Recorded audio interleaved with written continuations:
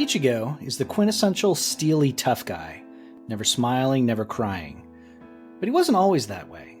In fact, before his mother was killed, he was altogether different. Today, on the anniversary of his mother's death, old feelings and memories come back as he and his family visit her grave. But when a familiar ghost girl appears at the graveyard, he'll confront more than just memories from his past and be pushed to the limit to save his family from the same demon that took his mother. Today on Truth, Beauty, Comics.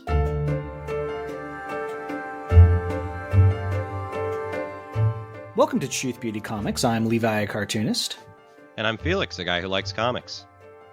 And this is the podcast where we look for transcendence in a pulpy medium.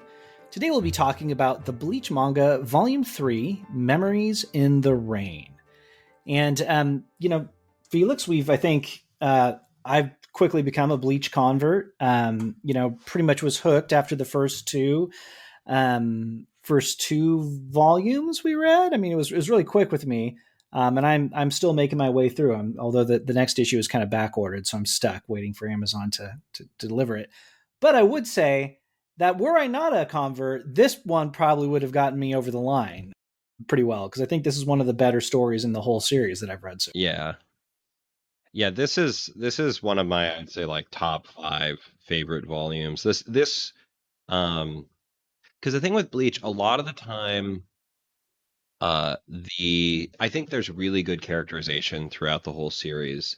But I also think there are various times where a lot is left unsaid. And in this volume, I think we have kind of the most direct confrontation with sort of Ichigo's background, his emotional life, right? His motivations, that remain sort of throughout the whole series.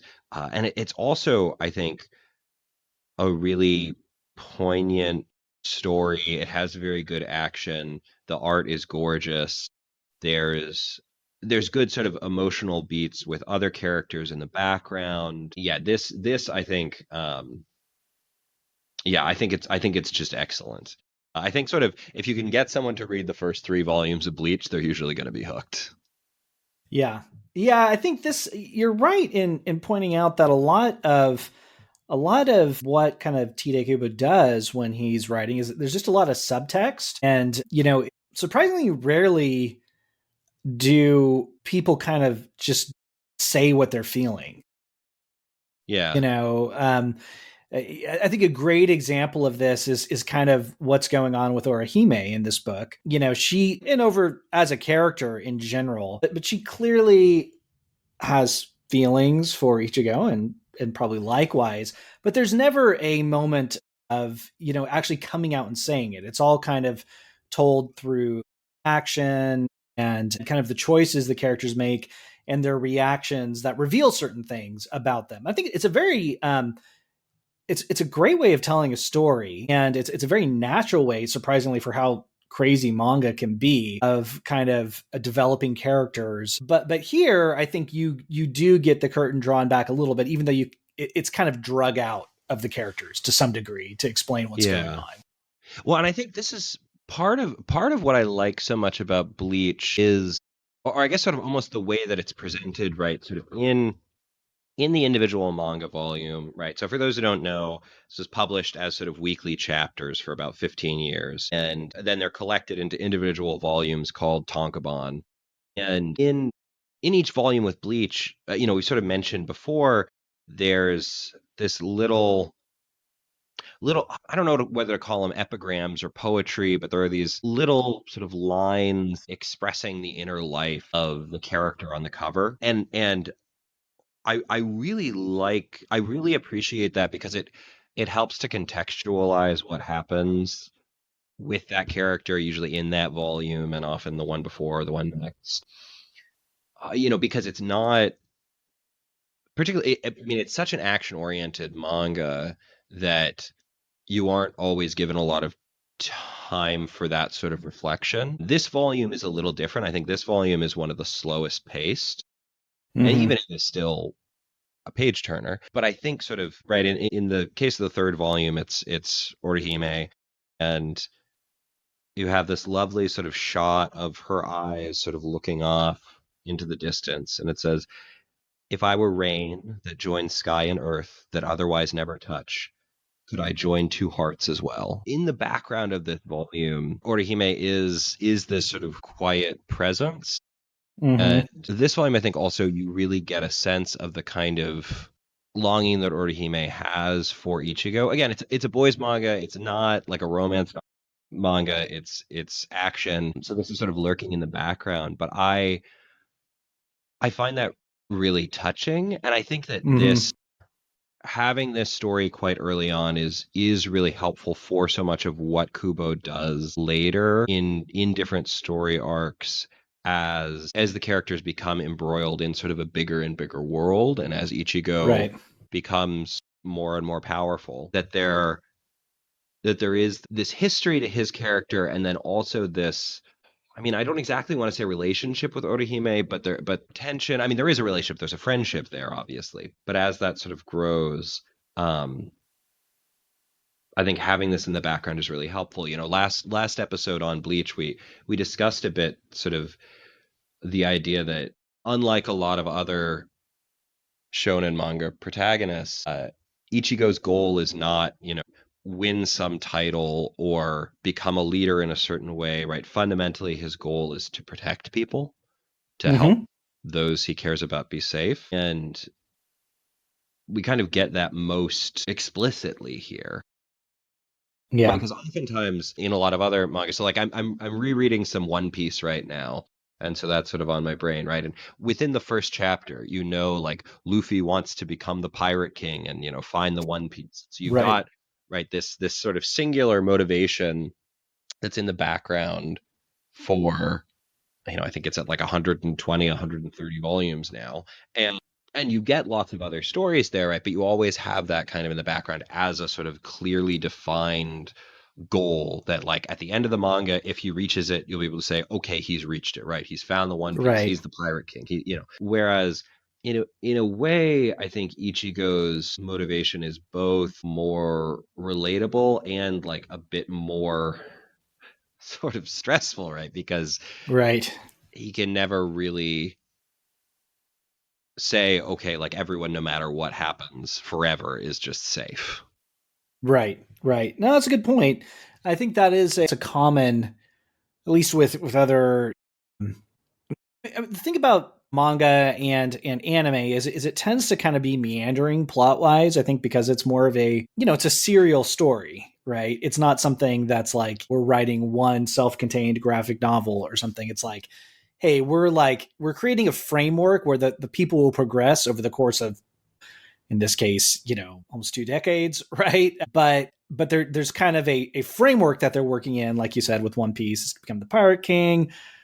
A lot of other ones, Demon Slayer, there's a clear like kill, the head demon or whatever. So there's these goals, and then within those you have these little story arcs that kind of develop and go different ways, and they're kind of self-contained plots around the bigger goal.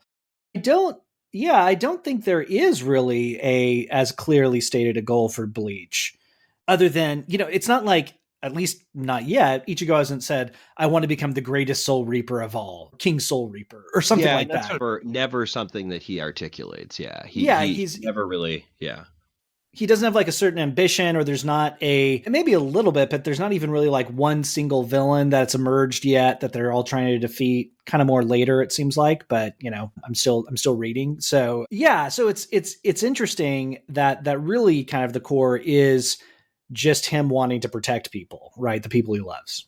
So yeah, yeah, this I think kind of gets into the reason behind that motivation a bit more. yeah. Do we want to sort of start to dive into it a little bit? Yeah, let's do it. So this volume, right? Every volume in Bleach has a title.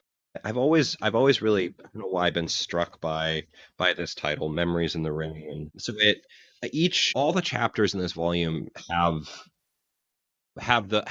right, every sort of chapter has its own title, but in this volume each chapter has the same sort of main title and has a subtitle.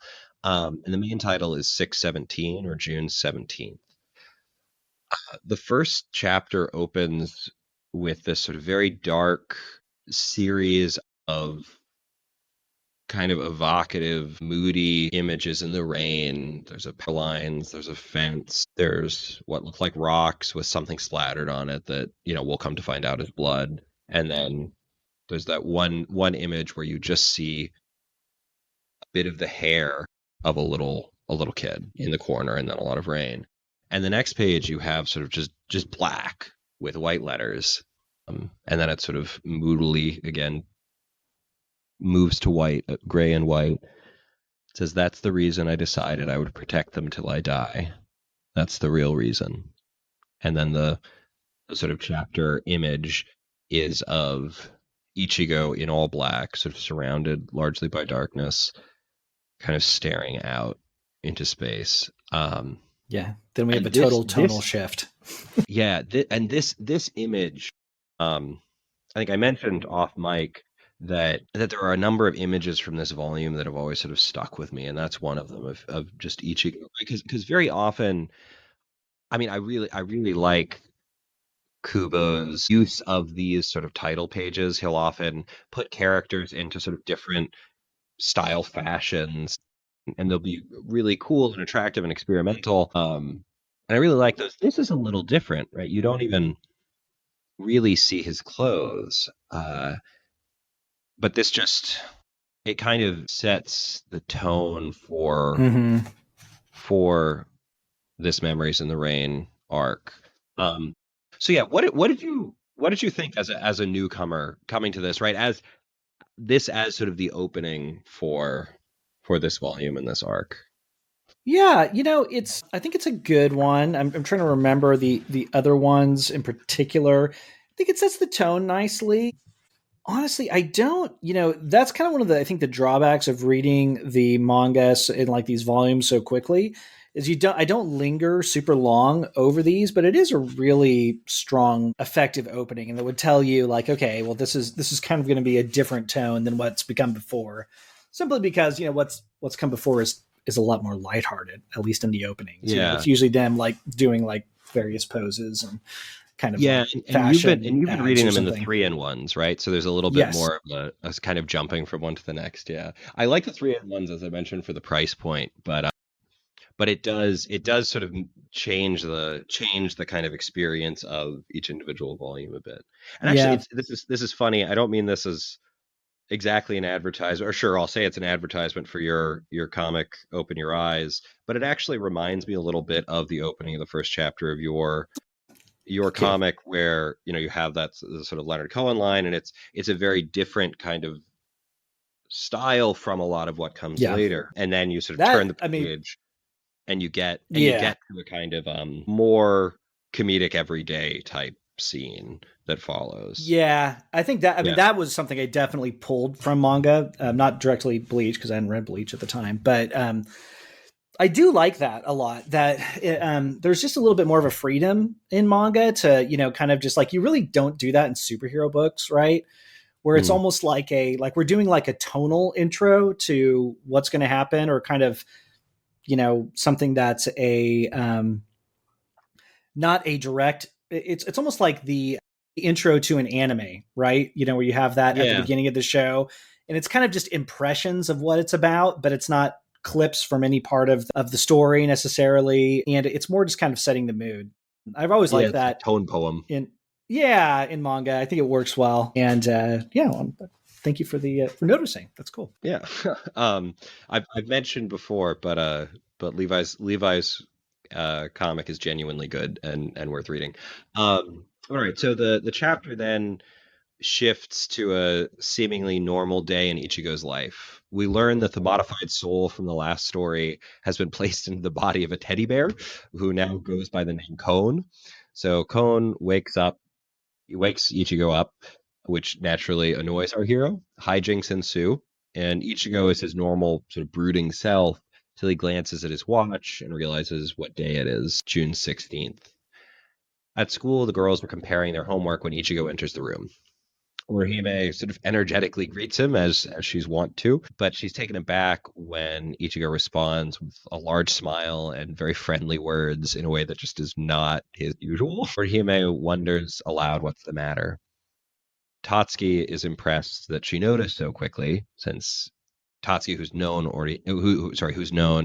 Ichigo much longer, says it took her 3 years to realize that once a year he's out of sorts for a day and then misses a day of school. Yeah, we're still in the first chapter here, but I think there's a lot in here. Yeah, I don't know. Do you One have thing any kind that, of no things yeah, that stuck out at you at this point? well, I think one of the things that's funny about this is that it's a very funny opening. Yeah, it's So suddenly I really think, comedic. yeah, it's a major tone shift from the intro, right? And it's one thing if you're just like injecting humor for the sake of humor, but I really find the humor in Bleach really funny to me. So there's a lot of moments just in this. I think Khan actually in the body of a teddy bear is works really well as this Yeah, kind of unhinged soul and a really, in a plushy toy that's just kind of weird yeah, and crazy. So he always cracks me up when he's in that state. And then Orihime's future me drawing I thought was hilarious. yeah. Just Like where the they're all assignment like is, having these maybe like yeah, maybe like shooting high, of like I want to be an astronaut or whatever. Like, maybe like being a bit more impressive than one would expect, but basically realistic goals. And then she just expects, she has this drawing of her as like a a cyborg of robot some sort. shooting Yeah. missiles and Yeah. yeah, I know. Or he may just has such a like funny, like lighthearted. I don't know. Yeah, I so enjoy her as a character. Yeah, she's great. And she really, I think, grows throughout the series. Hmm. But I think this then it does have this kind of serious undercurrent to it. But I think what's interesting again about Orihime, and you picked up on this before, is she's very in tune with Ichigo, right? Yeah. That she knows something's up with them kind of right away. She noticed this before when it was Khan in Ichigo's body that it wasn't him, even though they share the same body. So she's very in tune with kind of what's going on, but she's not sure why he's different today. Hmm. So yeah, I think this is a fun beginning. So it to me it keeps it's trying to make this not a just kind of emo overly dramatic. It's trying to keep the mood light, which is effective because then when those more serious moments do come, it's not like we've just been kind of wallowing in this like melodramatic for the whole time. Yeah. Yeah, there's a really good balance, I think. Mm-hmm. Kubo's very good at this. I think he's especially attentive to it in the earlier, first 30 or so volumes of having this kind of balance between in like intense action, serious emotional beats, character moments, comedy. Like he's Yeah. really able to balance a lot on a knife's edge. And honestly, I think this to me is one of the big detractions from a lot of the comics that are kind of classics. So like pretty much anything by Frank Miller, I find just a total slog to read. Like there's not one moment of fun in any of them because it's this constant melodramatic, operatic kind of narration that's going on. And if you could just balance it out with something that's fun, just slightly fun, it'd be so much more enjoyable to read. So that for me, that's like a little humor makes the actual like moments of pathos way more meaningful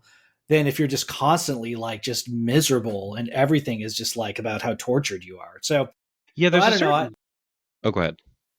No, I was just gonna say I appreciate this, the way he's doing this, and I think it makes it more enjoyable and more meaningful to read.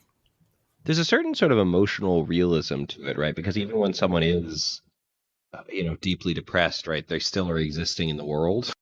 Mm-hmm. Still there are sad things happening, there are happy things happening, there are funny things happening, there are stressful things happening, right? There is, that's just what it is in the Vale of Tears. It's a Right. it's a mixed bag. Yeah, and I think he does that really well. You want to give the summary for the rest of the chapter? Yeah. So that evening, the Kurosaki family plan the next day's activities, but they're really not it doesn't tell you what they're planning. They're in good spirits and joking around. And this is a favorite. Like this is a good example of I think the subtlety of Tite Yeah. Kubo's storytelling. I love that little detail where we see that the twins are they twins or are they not twins? I Or think are they they his might be sisters? because they're the same age, so they must be. Okay. Yeah, so his two younger twin sisters it just shows them that they're sleeping in the same bed this night for some reason, you know. And Yeah, I think it's those that little, one bed is empty, right? There's this yeah, little, you know, yeah. So they don't normally share a bed, but tonight they yeah, are. yeah. And they look, and also like the facial expression, right, on both of them, right? Especially after the sort of very kind of comedic scene with Ichigo's dad being ridiculous and everything, the like sadness in their closed eyes, right? Which is, I think, a difficult thing to convey Mm-hmm. artistically. That like it's clear from the way that they're sort of nestled together that it's like they're both upset, right? And they're asleep Yeah, now, but they're both yeah. clearly upset as they were falling asleep. And this is less than half a page, but it's great. You know, just these little Yeah, details thrown in there are I love. yeah, Um, so Ichigo asks Rukia to take the next day off from his Soul Reaper duties, and she's like, you know, why you're not supposed to take a day off from, you know, saving people from demons, basically. But he says it's the anniversary of the day when his mother was murdered. He stops. He says it's the day she died. Actually, no, it was the day she was killed. And what turns out is that the whole reason behind this is that they're making their annual pilgrimage, his Ichigo and his family, to their mother's grave. So that's the reasoning kind of behind all this. yeah. So that first chapter, I just think, I mean, it's like 18 pages or something. Like, I just think that is some of the most compelling comic storytelling, just period. Mm-hmm. You know, I sort of feel like I could get, if I could get someone to read that who's like never read Bleach or read manga before, right? I think they would immediately be pulled in for a lot of reasons. Yeah, I agree. I think it's fantastic. And not a lot to add to that other than it's just very effective use of the what 18 pages to kind of and I like the way it's done. It's implied, it's subtle, it's really sophisticated. It's good stuff for Yeah. sure. And so throughout the rest of the volume, the narrative cuts a bit between sort of Ichigo's actions and then Tatsuki and Orihime spending a rainy afternoon together at Tatsuki's house, in which Tatsuki sort of tells Orihime Ichigo's history. And again, this chapter opens with this sort of narration, but instead of being Ichigo's thoughts, it's Tatsuki's. Mm-hmm. And Tatsuki is a character who I love. She's one of my favorite characters in this manga. And I mentioned before, you know, one of my little frustrations with Bleach is that Kubo just builds this ever-growing world. Like you just Mm-hmm. keep getting more and more casts of characters that like he's so good at character design. He's so good at kind of figuring out different battle mechanics. He's so good at coming up with different motivations that you get, you know, by the end of it, over 100 pretty fleshed out characters with names, abilities, personalities, histories, motivations. But the frustrating thing is sometimes that means that characters you really like kind of become a smaller and smaller presence. And that very much happens with Tatsuki because Tatsuki is, I think, one of the best characters in the manga. Hmm. So here she's sort of asking herself, when was it that he stopped smiling? And you see this image of a little boy from the back who, you know, is sort of presumed to be Ichigo given his hair. And then you've got a great sort of title page for the chapter with uh, Tatsuki in this strange sort of like sailor uniform type thing, like both she and Ichigo looking like they've just been in a massive fight with a bunch of, you know, bruises and things. And the title of this one is June 17th, Opus 2, Doesn't Smile Much Anymore. And so in this chapter, uh, we start to get the beginnings of the backstory, right? So we don't sort of find out the details of Ichigo's mother, Masaki, her death yet, but we start to. Mm-hmm. So Ichigo was this kind of wimpy kid, but was inspired to grow stronger because of, well, I guess some of that actually comes in a later chapter, so I won't say all that, but at least so in this chapter, Tatsuki, you know, there's this very cute little like 9-ish-year-old Tatsuki looking at, oh, actually no, 4. So yeah, it says that they met each other when they were 4 because they went to the same dojo, and Ichigo had bright orange hair as he still does and the biggest smile. and the most beautiful mother. He always held her hand. It says that he was a wimp and would cry whenever he lost in the dojo. And Tatsuki has a big smile. In fact, I was the first one in the dojo to make him cry.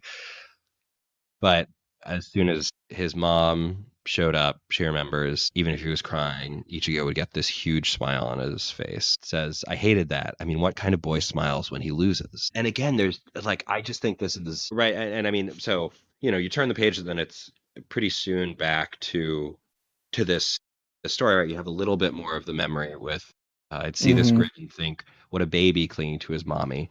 But he seemed so happy. His smile was sweet, and she sort of has her head a little bit in her hands. That's how he was in the beginning.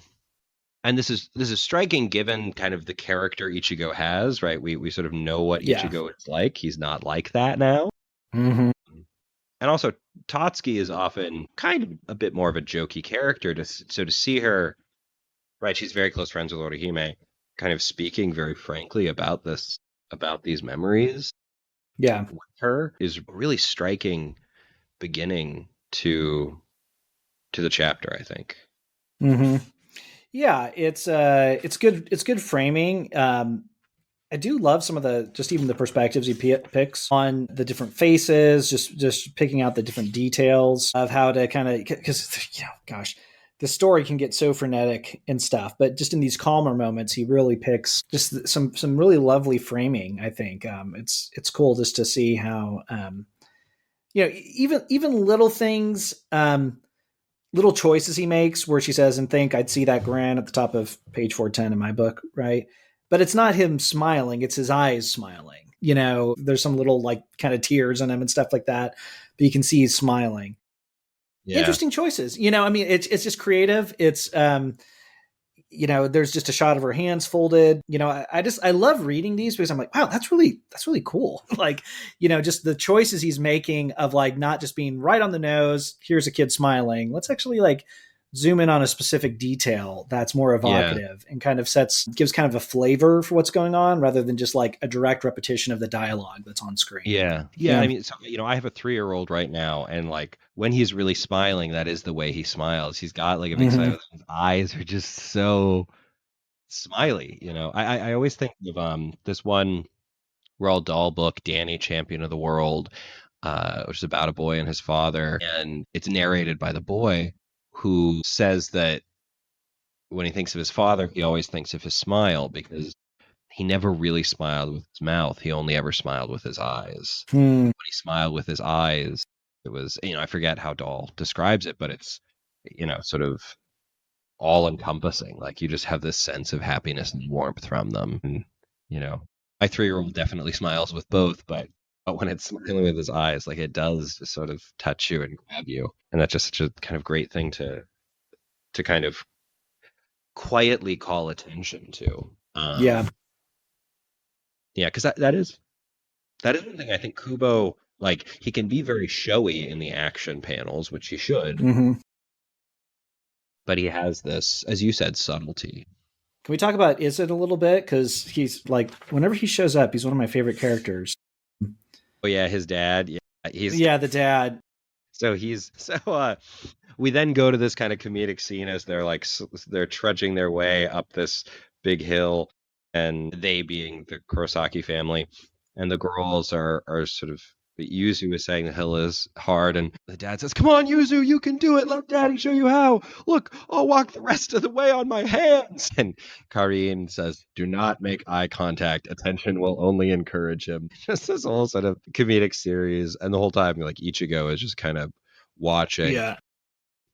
And then we have this. He's sort of looking out. It's this sunny, hot day, and then there's this momentary flashback panel of again just the corner of child Ichigo's hair with rain coming down, and he says another June 17th, but so different from that one. Then they see there's another visitor. Who is it but Rukia?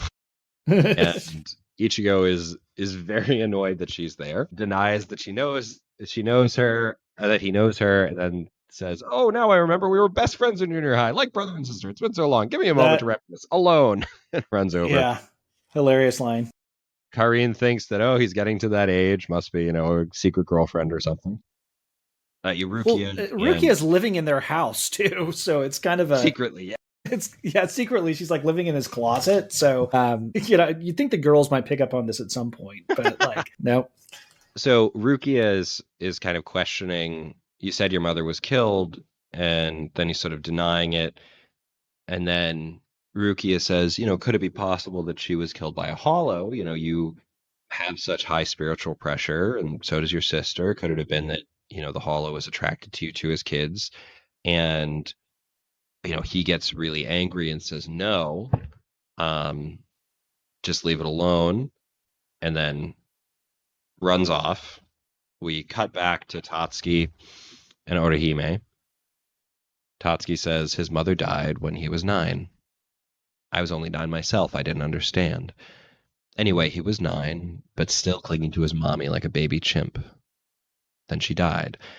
And we're sort of cutting between them talking and Ichigo running away and Rukia trying to catch him and grabbing him.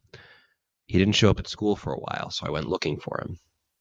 I found him by the river where his mother died, walking around with his little backpack from morning to night, like he was looking for her. When he got tired, he'd squat down for a while. Then he'd get up and continue his search, every day from morning to night. I couldn't stand to see Ichigo like that. And then it cuts back. Ruki asks why he ran. Ichigo says it wasn't a hollow that killed my mom. It was me. Yeah. Saying like, and I mean, it's hard to sort of describe over the audio format, but I think Yeah. just the art through this is, I mean, just the sort of choices of what to depict that you have sort of going between Tatsuki talking, Orihime looking concerned, Rukia chasing Ichigo, Ichigo falling, Ichigo kind of bent over. You also have the sort of 3 panels of a shadowy 9-year-old Ichigo walking Mm-hmm. around by the river. After Ichigo says he knocked my mic.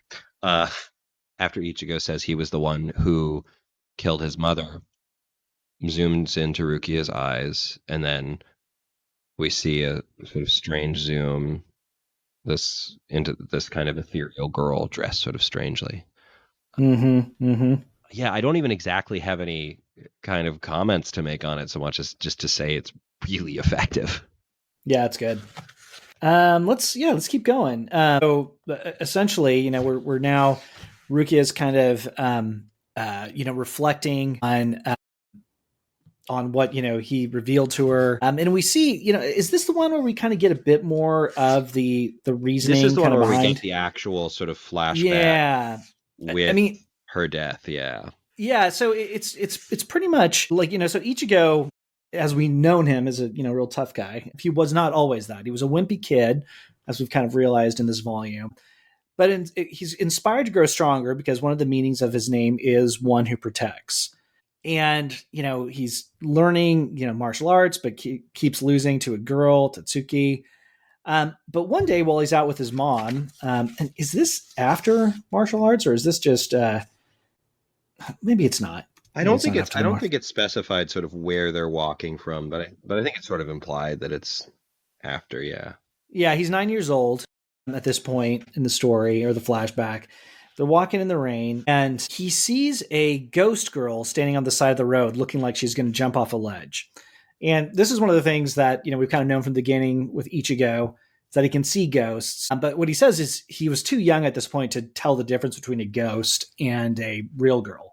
So the assumption is this is a real girl who's about to jump off a ledge. On the spur of the moment, not realizing that she's a ghost, he runs to rescue her, but she vanishes, and Ichigo falls off the ledge, losing consciousness.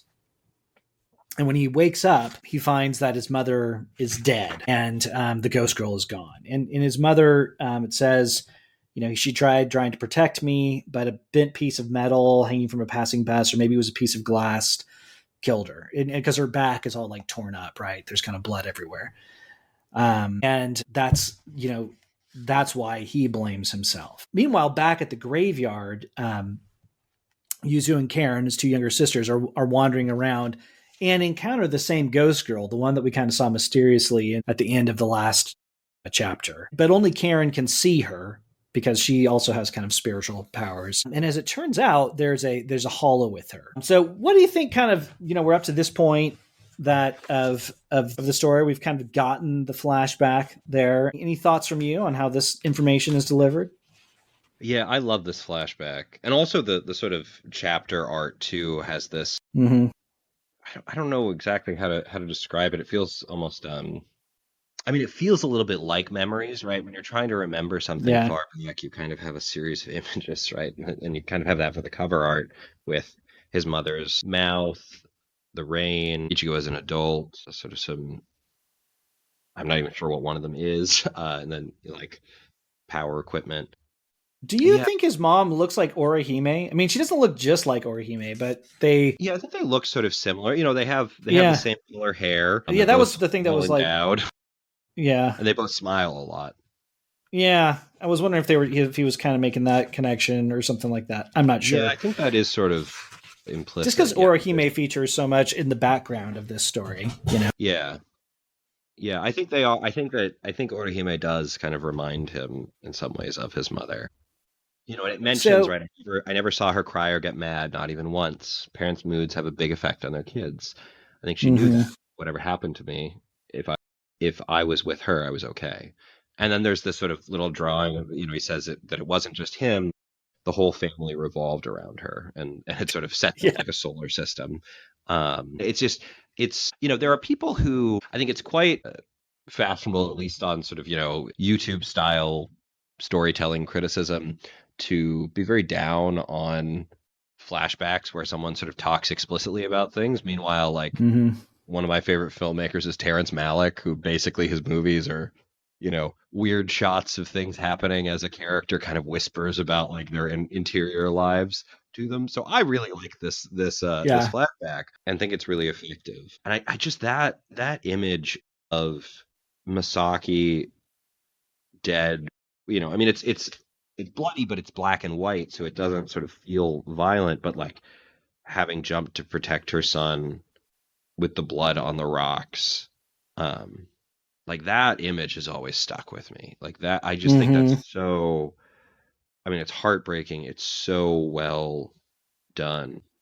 yeah, And then the kind of couple images after of Ichigo as a 9-year-old realizing that his mommy's dead, yeah, and that and then the sort of switching back to him thinking that she died to protect him. yeah,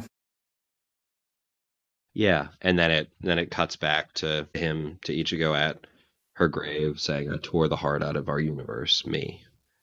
Yeah, I think that's just really emotionally impactful, artistically really well rendered. Yeah, I love that. I love that scene. It's haunting, I think. yeah. Yeah, well, at this point, I think the story definitely takes kind of a more kind of kicks into action, you could Oh say. yeah. So at this point, we know that Yuzu and Karen have encountered this ghost girl who's accompanied apparently by a hollow of some sort, and this again is the same ghost girl that Ichigo was trying to save that day his mom died. But now he realizes that this girl, this hollow is trying to basically eat his sisters.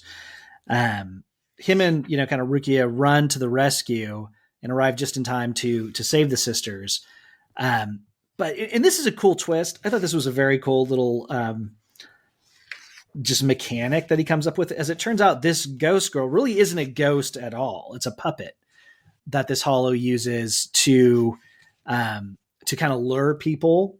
I would assume people or maybe soul reapers even, but he uses it kind of like what is that fish? Isn't it the fisher in the what is the fish in Yeah, the deep sea yeah. ocean that has the light sticking off of its head? Anglerfish, right? Anglerfish. Yeah, yeah. It's basically doing with this girl is it lures it out so it can attract people to eat them pretty much. Cool twist. And so as it turns out, in kind of one moment, there's a big realization for Ichigo, that he wasn't really responsible for his mom's death, that this hollow was the thing that killed her. And B, he has an opportunity now to avenge her, pretty much, and kill the creature that killed his mom. So this kind of this sets up pretty much the showdown that is the rest of the story here. This volume. And I think emotionally though, I don't know that I think part of it too is he also feels stupid because he didn't even like his mother didn't even die like because he tried to save someone who actually needed help. Right. Right there, I think there's Yeah. still guilt there, He right? That fell his mother for a died trap. because he fell Yeah. for the trap. Yeah. So I don't know that it's necessarily that he feels exonerated.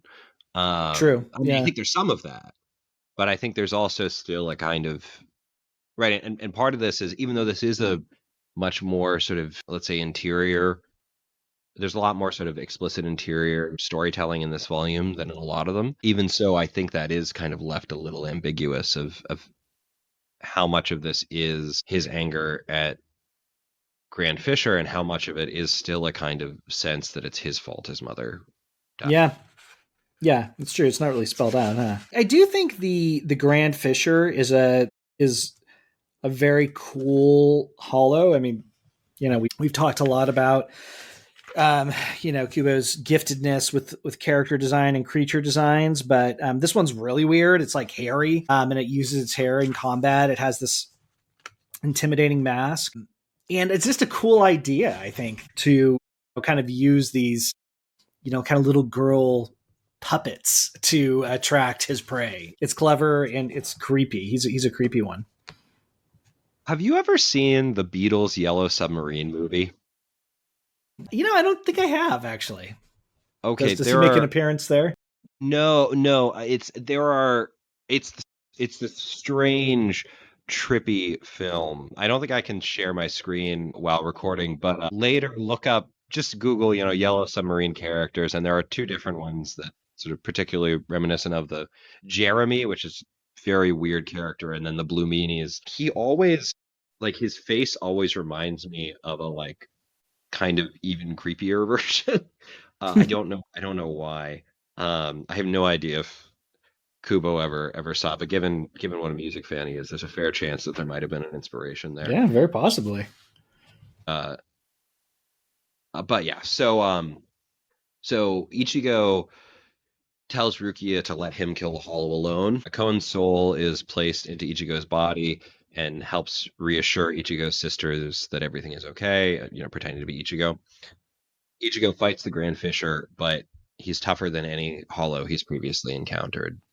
Despite his rage at meeting his mother's killer and landing a few good hits, Ichigo just can't get the upper hand, and eventually he sort of stops Grand Fisher's ginormous hand with his Zanpakuto, his sword, and the Fisher sort of shoots out these long fingernail things and pierces into his body in just this painful image, like sort of viscerally, I think, painful.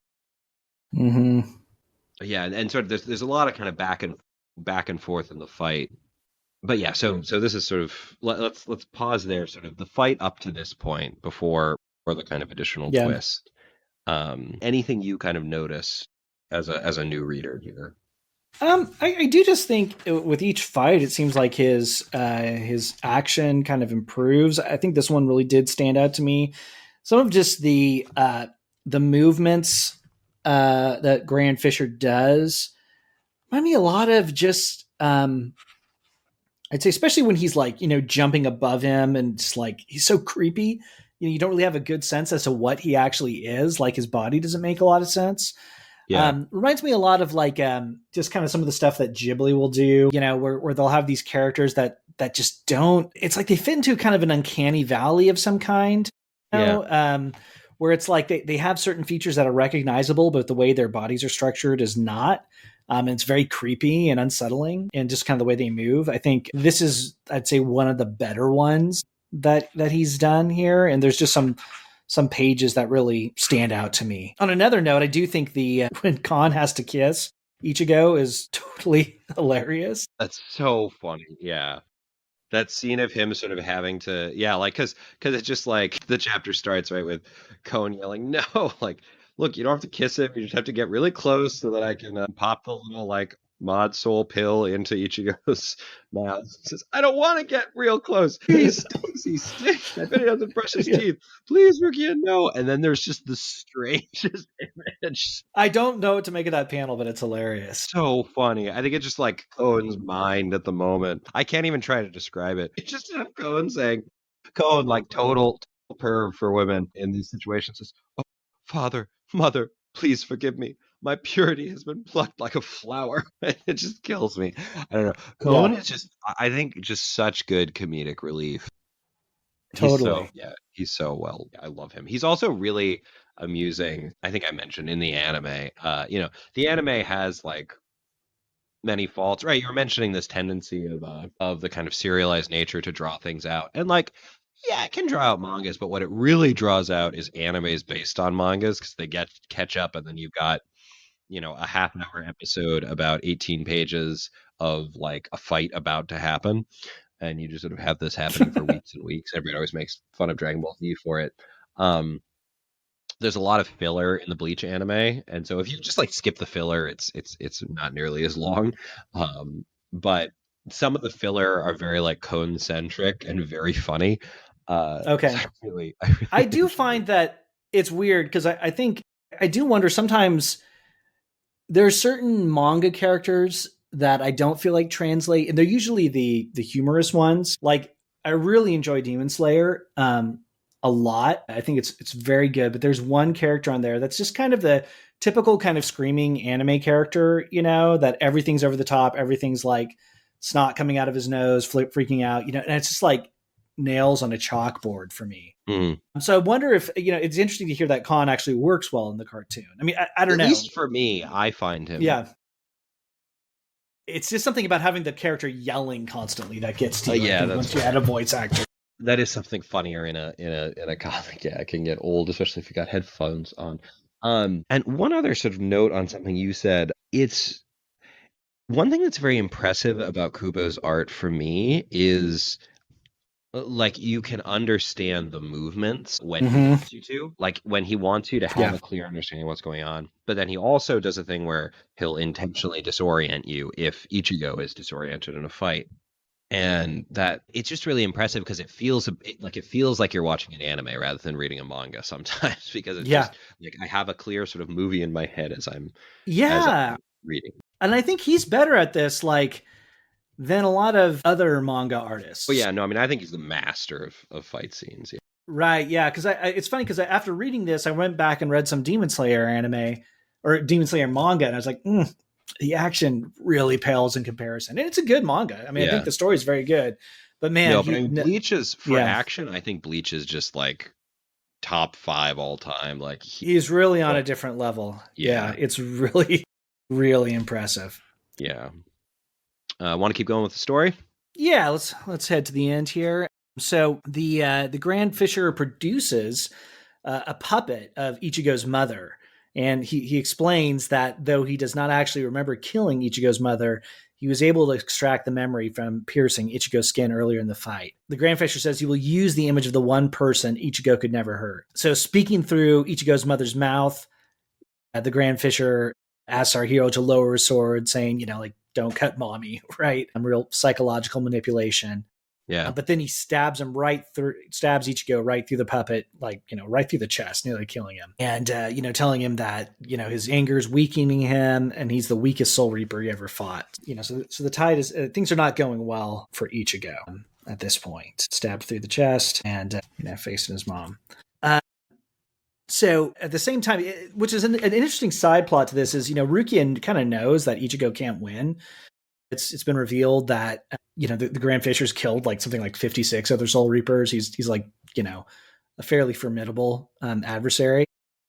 Yeah. But she's having a real struggle herself because she cares actually about Ichigo, and she knows that it could destroy his honor if she intervenes. So this I think this is another little interesting moment of character development that's subtle but that's good, is showing the kind of growing relationship between Rukia and Ichigo, where she's really invested in this fight simply because she cares about Ichigo. She's there this whole thing. She's been tracking this whole thing because at first she was kind of indifferent. They have somewhat of an indifferent relationship, but it's clear at this point that, they're friends now, and she really cares about him and wants him to live, and it's kind of as agonizing for her as it is for him to watch this combat.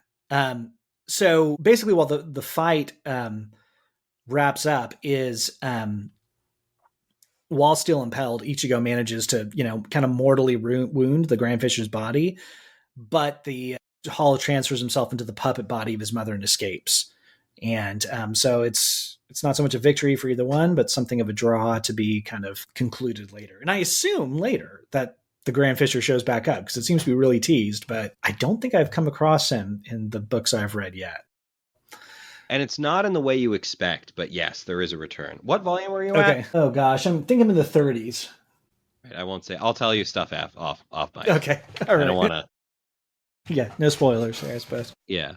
And so then Ichigo and his father return to the gravesite after the fight. Ichigo asks his dad why he doesn't blame him for Masaki's death. And his dad says, A, that Masaki would never forgive him if he were resentful of their son, but then also that he's proud of his wife for dying to protect Ichigo. And the scene is really striking, right? Because this is kind of the first time where you get a little bit more serious side of Ichigo's dad. I mean, it is still a fairly comedic scene at points, but there's also this bit that, like, his dad's smoking a cigarette, and he says, like, you don't smoke. He says, yeah, but I did before we had you guys. And, I forget, I think it was, your mom saw a photo of me smoking and said that I looked really cool in it. And it was the only time that she ever said I looked cool. So the year I smoke one cigarette by her grave for her. I really like that closing scene.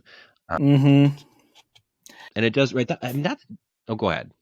No, I was just going to say, I fully support Ichigo's dad's style of parenting. I think he's a great parent.